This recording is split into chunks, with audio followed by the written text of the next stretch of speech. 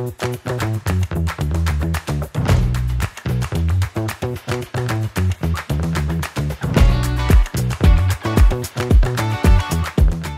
suis Méline Herreta et j'ai l'honneur de vous accompagner en tant que maîtresse de cérémonie pour l'ensemble de cette matinée à Impact Energies Forum.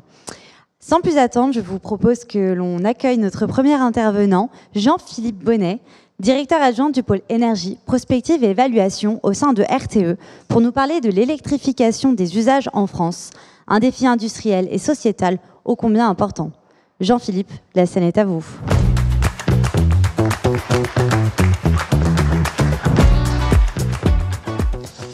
Bonjour à tous. Effectivement, je vais vous parler d'électrification. Alors, c'est un mot qui peut sembler surgir d'un passé révolu, d'un XXe siècle. Nous le retenons à dessein parce qu'il évoque aussi tout un ensemble de transformations industrielles et sociétales qui vont être à l'œuvre en ce XXIe siècle. Par contre, il y a une différence de taille. C'est qu'aujourd'hui, si on électrifie, c'est pour globalement consommer moins d'énergie. C'est un paradoxe un peu complexe à comprendre. Quand vous rajoutez à ça le fait qu'on a martelé tout l'hiver qu'il fallait économiser l'électricité, nos concitoyens sont complètement perdus. Donc je crois qu'il est important déjà de revenir sur la base, les enjeux qui sont devant nous. Ce graphique, il est issu de l'étude de RTE sur les futurs énergétiques 2050 et il résume la situation. Notre enjeu majeur pour le XXIe siècle, c'est d'arriver à la neutralité carbone, de décarboner l'ensemble des pans de notre économie, de notre vie quotidienne, et donc de sortir des énergies fossiles. Or, en France aujourd'hui, ces énergies fossiles représentent plus de 60% de la consommation finale d'énergie. Si on veut les faire disparaître de ce paysage énergétique, la première chose à faire, évidente, c'est de réduire nos besoins en énergie. C'est l'objectif de réduction de 40% que s'est donné le gouvernement dans la stratégie nationale bas carbone. Il s'agit de réduire la taille de ce gâteau pour pouvoir ensuite remplacer plus facilement ces énergies fossiles. Ensuite, pour substituer à ces énergies fossiles de nouvelles formes d'énergie, on a deux leviers principaux qui sont la biomasse et ensuite les autres types d'énergie renouvelables non électriques. Et l'autre pilier sur lequel il faudra s'appuyer, évidemment, c'est l'électricité. Évidemment, l'électricité décarbonée. Si on la produit à base d'énergie fossile, évidemment, on n'a rien gagné. C'est pour cela que RTE considère que d'ici 2050, nous allons voir augmenter la consommation d'électricité en France, quand bien même on aura un mouvement de réduction forte de nos consommations d'énergie. Alors cette dynamique-là, elle va se mettre en place progressivement. Elle est déjà à l'œuvre. Nous avons resserré nos prévisions dans les études en cours à l'horizon 2035. Et ce que nous pressentons, c'est une augmentation significative de la consommation d'électricité dès l'horizon 2035. J'ai voulu dans ce graphique faire un zoom sur quelques secteurs qui vont voir leur consommation augmenter. Premier, si on commence par en bas, c'est l'industrie, évidemment. Alors l'industrie en France, depuis 40 ans, elle a connu deux mouvements baissiers en termes de consommation d'électricité. D'abord les délocalisations, évidemment, et puis un effort aussi d'efficacité énergétique qui l'a conduit à réduire ses besoins d'énergie dans tous les domaines. Les deux tendances très fortes qu'on voit émerger depuis 2-3 ans dans l'industrie, c'est d'une part la réindustrialisation. Il n'y a pas un mois qui se passe sans qu'il y ait des annonces d'implantation de nouvelles industries en France, et c'est une bonne nouvelle, notamment pour l'emploi, mais aussi l'électrification, soit par un recours direct à l'électricité dans les procédés, mais de plus en plus indirectement par le recours à l'hydrogène, qui est un peu le couteau suisse de l'industrie, aussi bien en tant que matière première qu'en tant que vecteur énergétique. Deuxième secteur dont Vincent a beaucoup parlé, c'est évidemment celui des transports, qui devrait voir ses besoins d'électricité augmenter. Et là, on parle aussi bien de la mobilité légère. Notre hypothèse, c'est qu'en 2035, 40% du parc automobile sera plus ou moins électrique. C'est-à-dire qu'on inclut y compris les hybrides rechargeables, mais 40% du parc. Mais on parle aussi de mobilité lourde. De plus en plus de constructeurs de camions, de bus s'intéressent à l'électricité. Et puis de mobilité très lourde, les bateaux, les avions. Là, non pas avec des batteries, mais avec le recours à des e-fuels, c'est-à-dire une capacité à produire des carburants de synthèse qui n'utiliseraient pas une ressource de la biomasse qui est rare et qui sera limitée, mais qui recourrait à l'électricité et sans doute à l'hydrogène.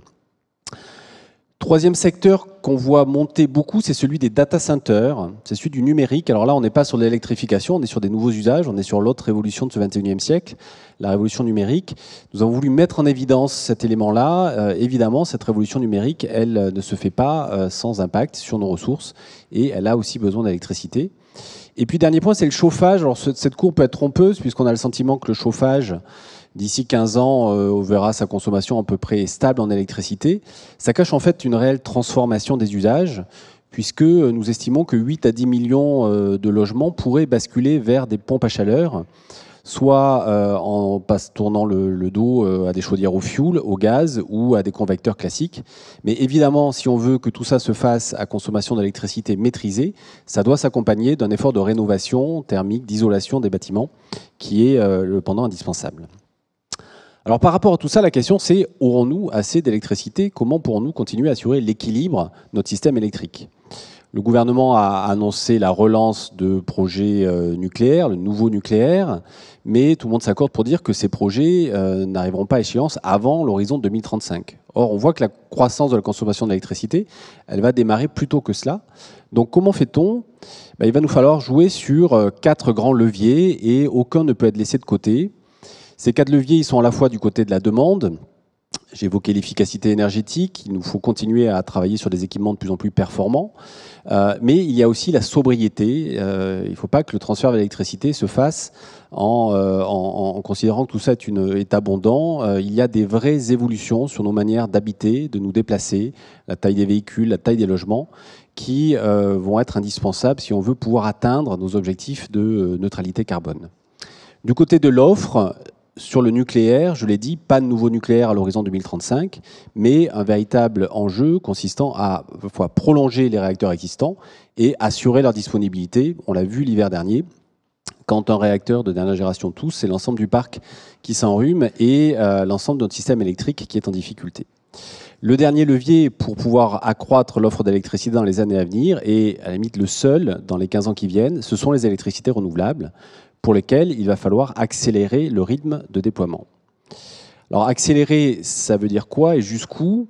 Globalement, il s'agit, si on veut pouvoir assurer correctement notre équilibre dans les années qui viennent, de tripler la production d'énergie renouvelable en France.